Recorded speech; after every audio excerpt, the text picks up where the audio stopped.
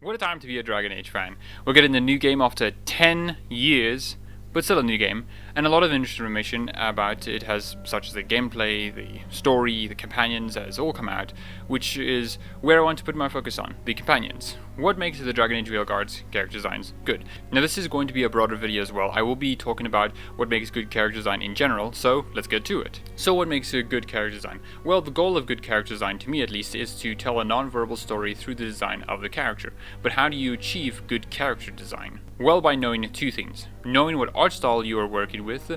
Depending on the art style, it will influence what you can do. Some art styles are more limiting than others. That doesn't mean that some art styles are just bad, it's just that the different art styles have different strengths. Cartoony art styles can easily show if a character is nice or angry by using explicitly round or sharp shapes for their entire body. Realistic styles have to be a lot more subtle about it. They can't use the entire body as cartoony art styles can. Not that they can't, but they have to stick to the limits of what a human can look like. So most of the changes in the body are subtle. To show if someone is nice or angry, the face has to be rounder or sharper, but in a much more subtle way. The chin's sharper, the face is a bit more like pudgy or something like that. For the body, they might have to use posturing more, a more laid-back appearance for someone to look calmer, or an aggressive stance for anger. Also, you have to understand that the conventions on if someone looks nice or angry depends on the culture, time, period, and context. Such as the color red having many meanings. It can represent love, anger, or danger, so knowing what art style you are working with is important to making a good character design,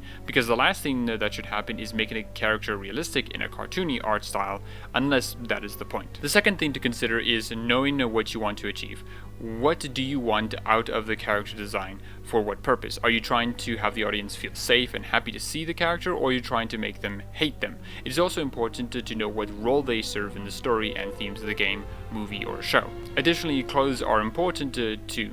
What the character's face or body can convey, their clothes can. Simple characters might just wear normal clothes, while fashionable characters might put more effort in. All of these can inform character design, you just have to know what you're trying to do. Now, it should be remembered that good character design can start anywhere. You could just start drawing and have a really good design, and then build the story around that design. Iron Bull started out as a concept art and then shifted to more of a character. Or it can be approached from an idea, then make the characters, which then leads me to saying that none of these are set rules. They weren't ordained, nor are they the objectively right thing to do. What is important is to remember that what you are trying to achieve. If you want to make a character who looks hostile but isn't, then you have to know that that is what you're trying to achieve. This goes beyond just character design and more into the process of making a creative work, but it is still important. When good character design is achieved, it can do so much for the non-verbal storytelling of a thing. It can reinforce ideas, introduce characters easily, or get someone engaged before words are exchanged. As an example of good character design, let's look at Cassandra. Before I begin, I want to say that the reason I chose Cassandra is that A, Dragon Age Origins art style is mostly relegated to the face, and while it has great designs in them, it's not using the full body. B, Dragon Age Inquisition's art style is much closer to what Veilguard looks like than Dragon Age Origins or Dragon Age 2. So from top to bottom, Cassandra has short hair and an angular face. Short hair has always been seen as something only men have. Cassandra having short hair conveys the idea that she is more masculine, that she's tougher and aggressive. On her face, she has a deep scar on her left cheek, her eyebrows are naturally raised, giving a more aggressive look. Her overall body shape is more masculine, with subtle hints of femininity. What I mean by this is that she lacks any real curves, and her clothes hide her breasts, but she still has those hips.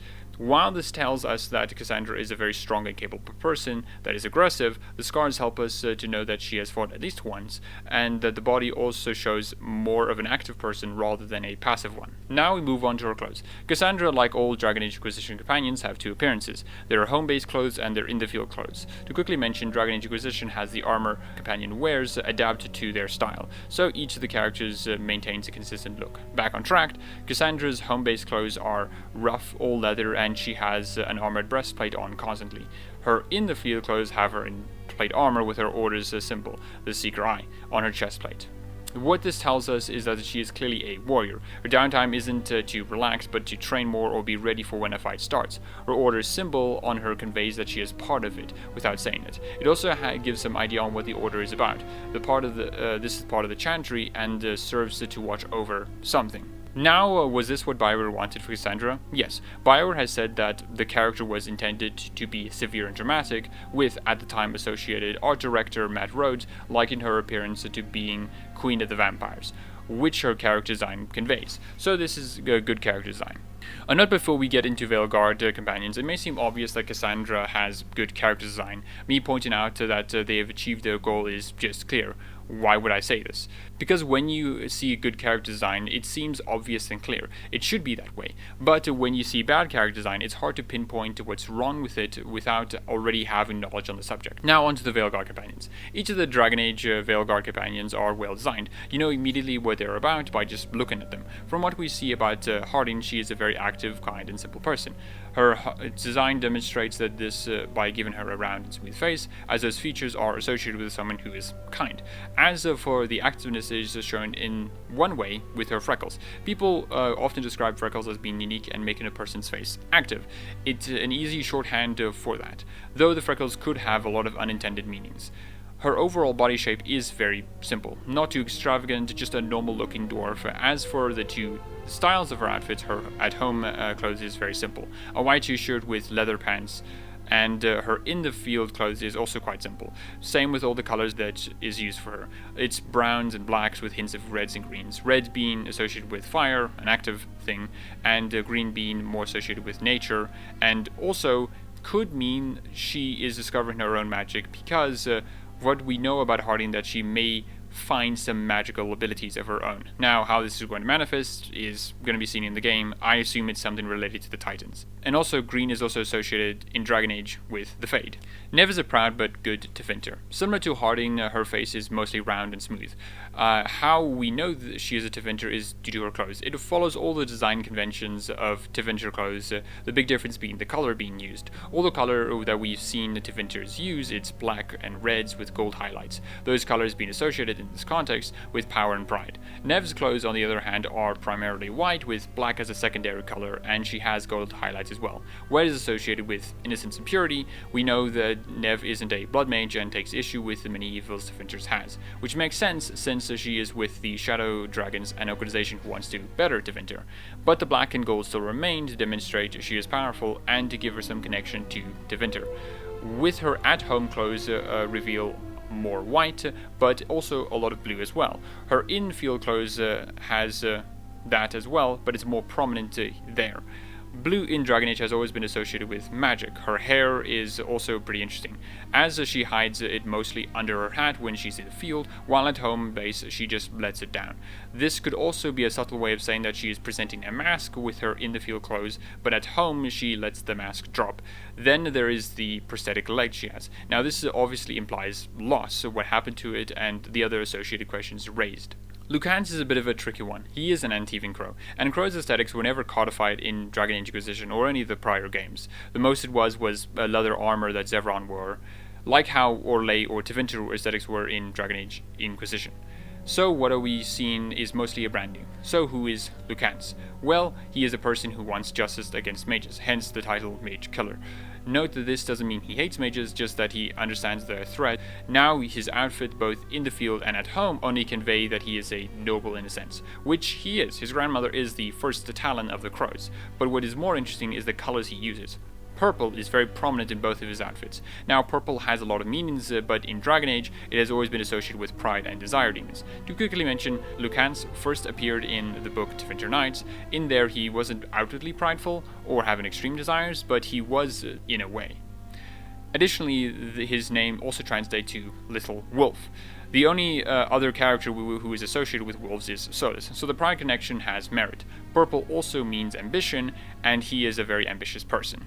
As for his face, he looks very well. He maintains his beard and hair exceptionally, which can tell us that he takes care of himself. Lucan's design isn't as clear as the others' characters, it's a lot more subtle. But that's fine because it makes sense because Lucas is a crow. It isn't some flashy and outwardly thing. They're meant to be more subtle. Bellara is a Veil Jumper, new faction that's in the game, and she is a very friendly and bubbly person. From what we have seen, and her design shows that her face is round and pudgy, which is associated with friendly and bubbly attitudes. The white shows innocence and purity, while the green represents the fate. She also has a lot of artifacts on her, which can tell us that she is an explorer.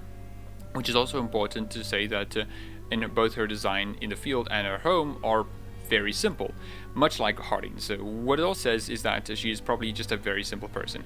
As for the hairband, and this is definitely me looking way too much into it, it could have a bunch of meanings. So realistically, it's a hairstyle that makes it easier to explore. Having the hair just like going free can get in the way sometimes. Unrealistically, it could be related to the gods, as in some cultures, gods have hair buns, and so that could be association. Her tattoos, I have no idea what they could be. They could be related to the relevant elven gods in the game, but it does indicate that she is a Dalish in some way.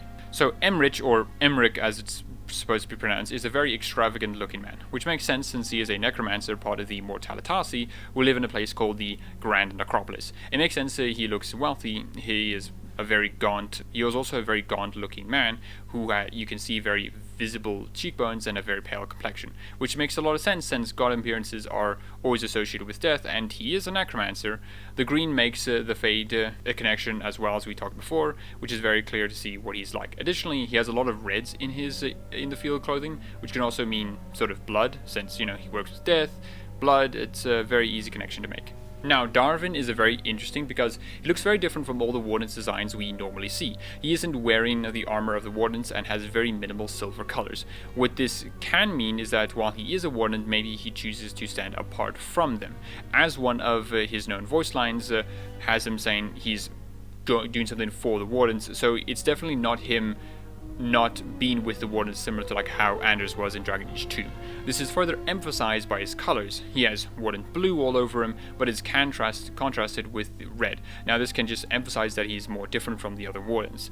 In what way, we'll have to find out. But it does set the grounds for it. As for his face, he looks very strong, a very angular looking face, a very strong jaw. He's a warrior after all. When he is in his home clothes, he's just wearing a simple white t-shirt and leather pants. Again, could also be describing more of the innocence and purity that he might have.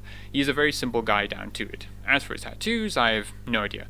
But like Blara, it does indicate they are a Dalish in some way. And now for my beloved Tosh. Tosh is a Qunari affiliated with the new faction, the Lords of Fortune, a treasure hunter and monster hunting guild, and Tosh's design reflects that. The most obvious being the Jade Horn, which is somewhat playing on the idea of gold teeth that many wealthy treasure hunters have, alongside the gold bands and piercings she also has. But what's interesting is that her in-the-field outfit is very similar to a lot of other Qunari designs, which can mean a lot of things. Either she is a Talvashoth, but still is connected to the Qun in some way, or she is still associated with the Qun, and maybe is another spy situation similar to Iron Bull. As for her clothes at home, it's very clear to see that she is a warrior, since her clothes seem more ready for battle than anything else. Additionally, another meaning for the green colors she has is probably the sea, which makes sense since the Lord of Fortunes are found mostly in the seafaring country of Ravani. As for her face, she has more prominent cheekbones and sharp faces, which has always been associated with strong people. Just to point this out, once again, it seems pretty obvious that the characters are designed the way they are. Of course, Nev's design reflects her as a proud adventurer who loves her country but wishes to remove its malignant aspects. Of course, Harding is a very friendly and kind person. Just look at her.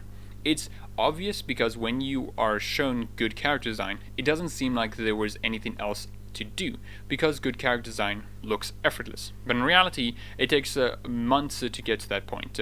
From concepting various ideas to improving and iterating on them, to finally choosing one design over hundreds of others, to then modeling them, which takes a lot of time and will include adjustments. Again, something that looks effortless actually is something that took a great deal of effort to do. Now, this wasn't everything I could have covered. As you might have noticed, I didn't touch on the hair as much as A, I'm not really good at it and understanding hairstyles and their meaning in a cultural sense, and B, this was more to show a general idea of what good character design looks like. So yeah, this video was in part a suggestion from a fan, which you can see on screen, who, when I asked like, hey, what do you guys want me to talk about? It's like, hey, I mean, you talked about good character design. What about that? And so, you know what? I made a video about that. So yeah, and it's also related to Veilguard, which I think has a really good companion designs. I remember the first time when I saw them in the trailer, I was like, oh my gosh, this just looks amazing, dude. Like, fantastic. You can see the group shot where you see all of them, and they just look immaculate. They all seem so well thought out and well structured and everything. It's just like amazing. So yeah. Anyways, if you like the video, perhaps leaving a like, maybe even subscribing, maybe even commenting down below if you want to. That'd be great. And yeah, so I hope you enjoy your day.